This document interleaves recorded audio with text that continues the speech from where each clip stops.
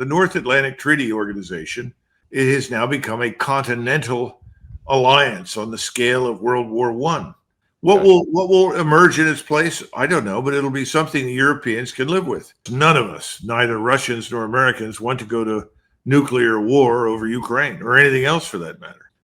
So Douglas Macgregor recently went on Cyrus Jansen's podcast to declare that the war in Ukraine and how it's played out means NATO is finished in the long term, and even that the EU is potentially at danger too over how this war has played out. So here he gets into the geopolitical circumstances that have steered the world in this direction. So I wanted to get his take on this. Please like the video and subscribe to the channel. So I think the issue for Ukraine right now is we want an end to this. And if we have to give up something, then we're prepared to do it because we must have an end to this terrible war. The other thing is that I'm sure the Ukrainians have been brainwashed into believing that everything on that map was granted to them in perpetuity. We all know the circumstances under which that crazy map was drawn when it was drawn.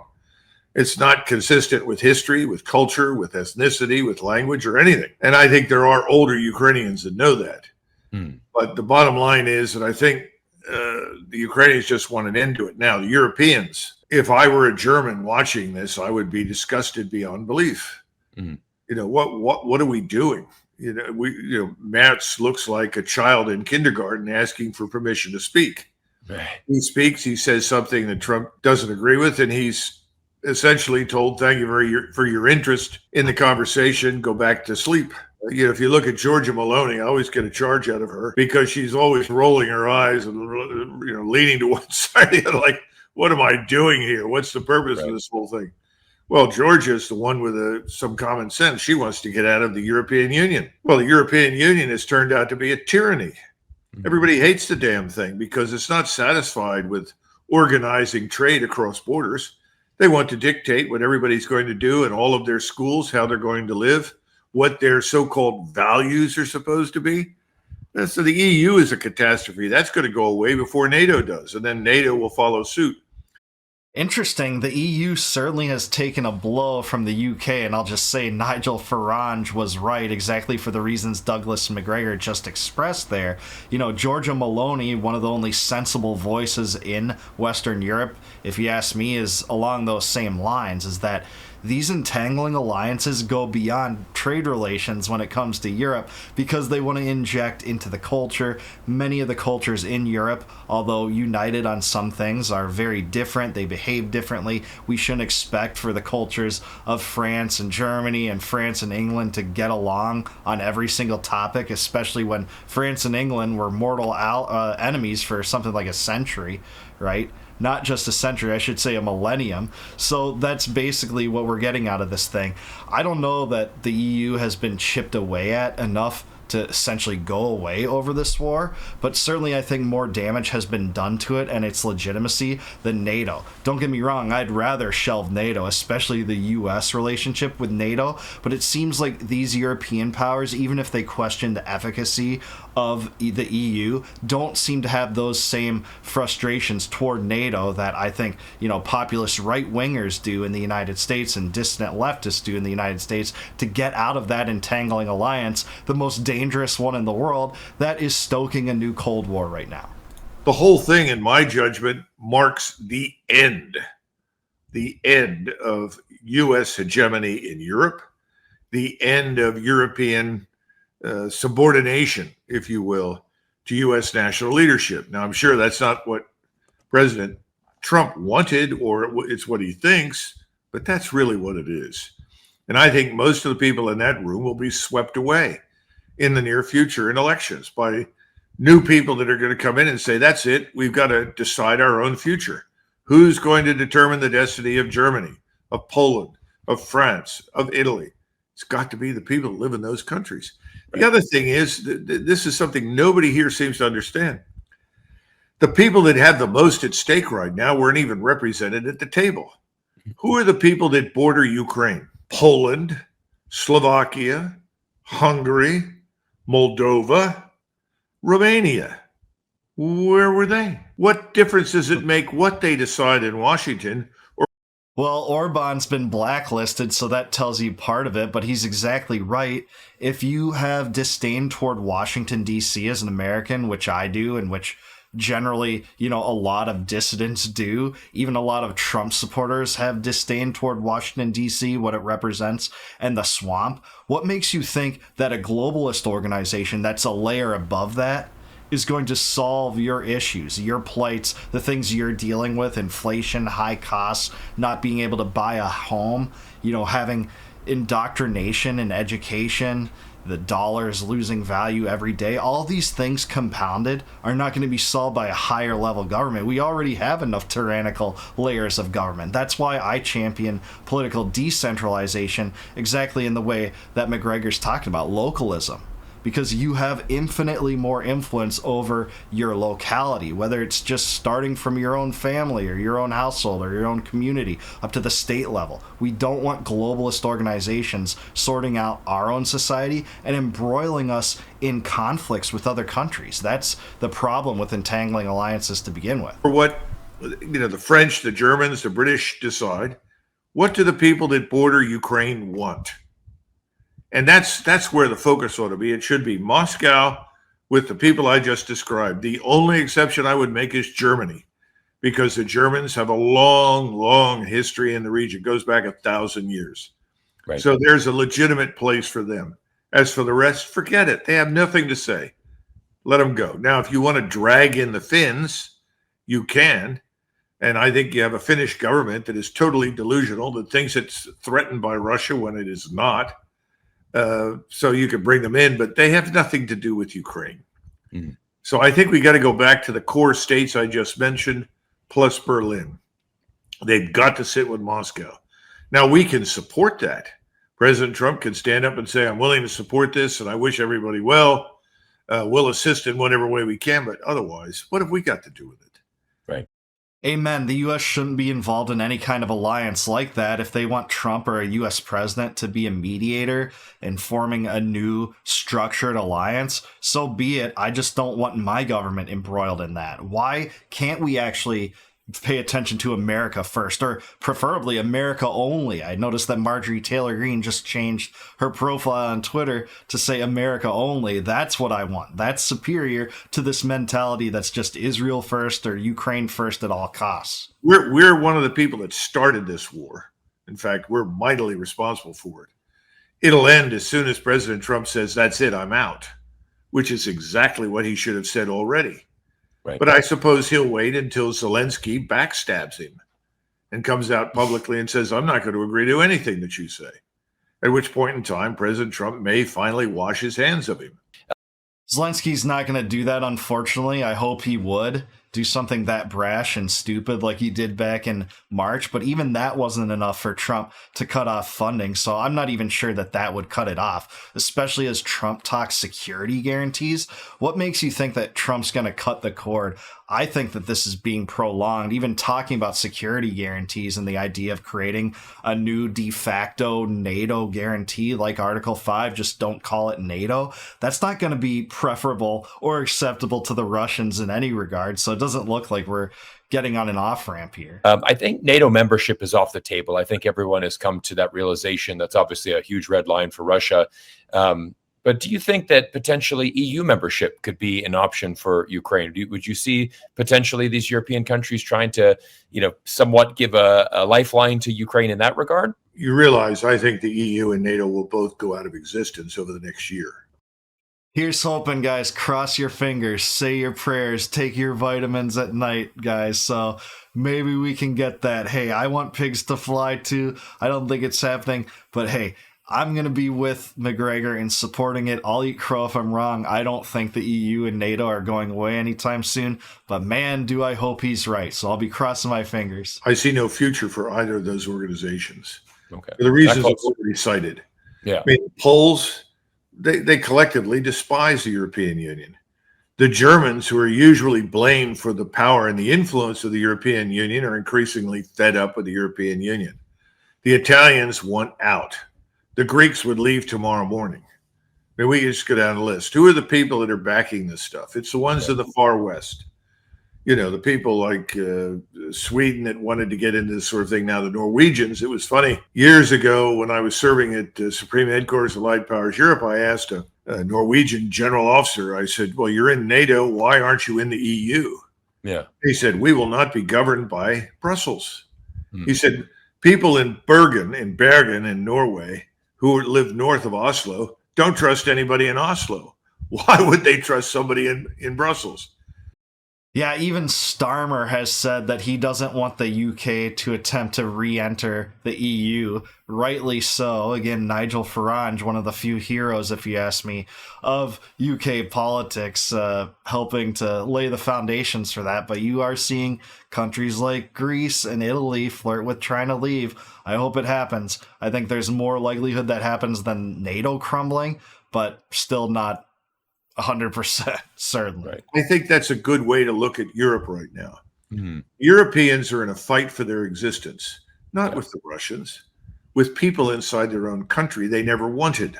They Right. were forced on them by the European Union, von der Leyen and her friends, Right. and the World Economic Forum. Those people are the enemy, not Russia.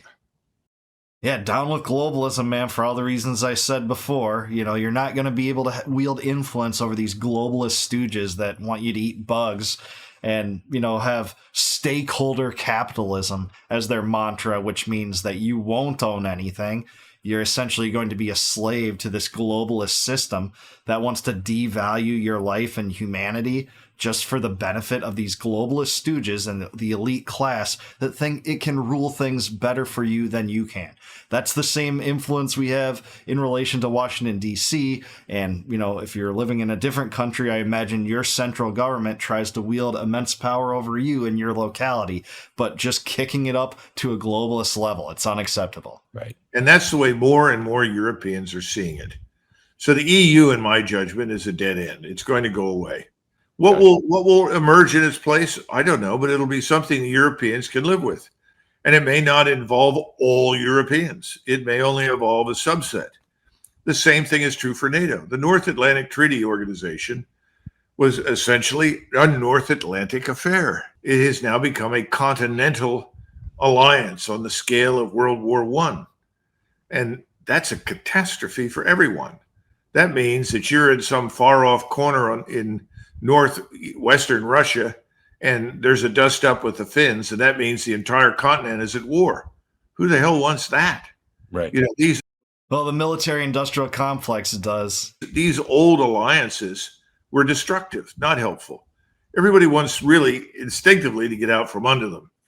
So you may end up with a new regime, a new security arrangement, maybe Scandinavia plus the Baltic states, maybe not all the Baltic states, but some. It'll probably be Germany, along with perhaps the Czech Republic. We don't know. Right. You'll have something between Hungary and Poland. They have always cooperated whenever they could. They have a great deal of commonality in history and culture. They're very interested in what happens in Ukraine. Right. So if they're willing to step up and be part of this final negotiation for Ukrainian independence and sovereignty when this war ends, then I think that's a very good thing. And remember, there are parts of Ukraine which are historically Polish or Hungarian. So these. Yeah, as far as NATO goes, man, I wish he was right. Trump should revive some of his good rhetoric about NATO from the first campaign he ran before he became president in 2017, where he said, telling the truth, NATO's antiquated. It has no purpose now except for prolonging U.S. entangling alliances, getting us embroiled in militaristic affairs that we have no business in. And, you know, now he boasts about saving NATO, about funding it, even though he wants to thankfully cut back on U.S. contributions toward NATO in terms of overall percentages. He is true social that it was he that saved NATO by lowering the U.S. contributions toward NATO. He now boasts about it. So that shows you how people turn once in office more than anything. But yeah, true populists and true dissidents want out of this thing. It's the same reason that George Washington warned about the threat of entangling alliances in his farewell address. It's the reason Thomas Jefferson raised the same apprehensions about that kind of foreign policy in his first inaugural address when he said peace, commerce, and honest friendship with all nations, entangling alliances with none. That should be the American idea. That should be the American cornerstone. It's been abandoned by the warfare class. These are not minor affairs. That's why this whole notion of the people sitting in the Oval Office deciding the future is kind of ridiculous. they're Right. really not the right people to be there. I think we're looking at a situation where Europe doesn't really have a lot of cards for per se, to use Trump's analogy. I mean, that's why I think they've all flown there. We have that iconic image of all the European leaders, sitting in a row, almost like they're getting lectured by, daddy, as the NATO president referred to Donald Trump as. So, But we know, and I'm sure that President Trump understands this very well, this war is going to be won by Russia. It's already being won on the battlefield. right. So they're ultimately going to dictate the outcome. And I think he knows that. He's trying to tell Zelensky, which is an enormous waste of time, and he's trying to tell the other European leaders that were there, it's time to come to terms with reality. Things are dictated by the presence of military power on the ground. That military power is substantial. It is so substantial that neither the United States nor its allies can push it out. In addition, none of us in the United States and none of the Europeans that I'm aware of are interested in going to war with Russia. Correct. I mean, I listened to a Russian who said, well, Europeans want to see more Russians die. I don't think he's right at all. I've lived there for almost 10 years of my life. I know lots of them. I don't see any evidence that the Europeans are interested in killing Russians at all. If anybody is interested in that, these are the globalists that we've been talking about, these fools in the World Economic Forum. Right. Maybe fools at the top of NATO, but forget it. Yeah, some of the foolish leaders like Starmer, Macron, and Maris talk about that and, talk a big game about commitments and troops, but they won't even do that if the U.S. wasn't dedicated to this. And he's more optimistic than me about Trump and his willingness to walk away from this. I don't think Trump's willing to walk away from this. The fact that he's talking about a security guarantee with Ukraine in the way of an Article 5 NATO-like security guarantee, that's at the root of this entire conflict. The fact that the U.S. overthrew the Yanukovych government, inserted a government that was antagonistic toward Russia. Meanwhile, the U.S. is pumping weapons in and talking about how they're going to be part of our military alliance. They're going to be part of NATO. That's at the root of this entire conflict. Putin is not going to accept that. No Russians can accept that. So I'm not as favorable to the idea that Trump's willing to walk away as Macgregor apparently is. And I have immense respect for Macgregor. The average European wants this thing to get over. Correct. And then end it once and for all. So I think we need to say we really don't have any cards left unless we want to continue to throw huge quantities of money down a black hole. There's nothing in this for us. We just need to get out. And we really don't have any cards to play. And if somebody says, well, we're a nuclear power, then I would invite them to a rubber room in the nearest asylum, because none of us, neither Russians nor Americans, want to go to nuclear war over Ukraine or anything else for that matter. That's right. You'd have to be literally retarded to want a hot war versus Russia or China for that matter, or any nuclear power of that type, of that caliber, of that strength. And that's why fanning the flames and antagonizing Russia throughout these last few decades have been such a crucial mistake. And crucial is maybe the wrong word for it, a catastrophic mistake. And Macgregor is right. There are no cards left to play. So the fact that Rubio and Trump are talking about security guarantees right now is just absolute madness. So I agree with Macgregor that there's no cards left to play. I still think Trump hasn't gotten that picture. Despite this recent summit with European leaders, it seems like Trump is, if you're super cynical, just sabotaging this and in a way prolonging the war such that the military-industrial complex can continue to make money off it just by talking about security guarantees. Because, he's tweeted some good things recently, like Ukraine won't be part of NATO. Great. That is at the heart of this thing. And talking about how Crimea isn't going back to Ukraine, it's Russian. Great. Again, it's utopian. It's like saying pigs are flying to say the opposite. But we need to get to the realization here, at least our government, that disengagement's the only policy. I think Trump wants to negotiate an end to this war more than he wants to pursue a real America First course, which is just to get out of there. And that's where we're at. But let me know down below, do you agree with Douglas Macgregor? Is Trump willing to just walk away from this now? Or do you think that his recent actions show a commitment to staying in Ukraine? Let me know in the comments down below. Like the video, subscribe to the channel, subscribe to Cyrus too. Thanks for this interview. And please consider becoming a YouTube member. If you click the join button below, you can help support the channel. And in return, I'll give you access to all my videos before they go live to the general public. And until I see you guys next time, no more war, no more debt, no more inflation, and no more empire. Peace out, guys. Catch you in the next one.